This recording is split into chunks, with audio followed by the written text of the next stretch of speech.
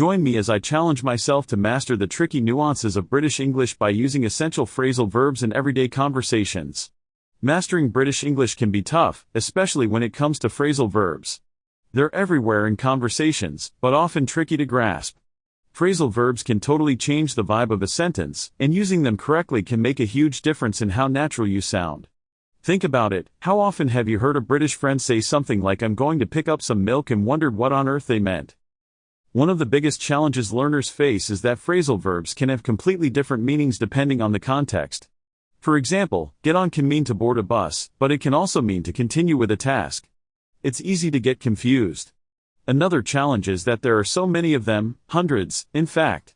And to make things worse, some phrasal verbs have multiple meanings. So, how can you get to grips with them all? Let's start with some essential ones. Get on is a great place to begin. It can mean to board a bus or train, but it can also mean to continue with a task. For example, I'm going to get on with my work now. Another key one is turn off.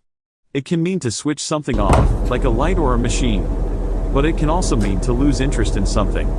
For example, the movie turned me off, so I walked out. Then there's bring up, which means to raise a topic in conversation. For example, I don't want to bring up politics at dinner. I'd like to highlight one particularly surprising phrasal verb, pull off. It can mean to successfully do something difficult, like the team pulled off an amazing comeback. But it can also mean to move a vehicle out of a parked position. So, context is everything.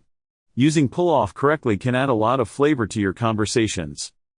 To improve your fluency and comprehension in British English, mastering these phrasal verbs is crucial. They might seem tricky at first, but with practice, you'll get the hang of them. Remember, the more you use them in context, the more natural they'll feel. So, don't be afraid to give it a go. If you've got a favorite phrasal verb or a topic you'd love to discuss, drop it in the comments below.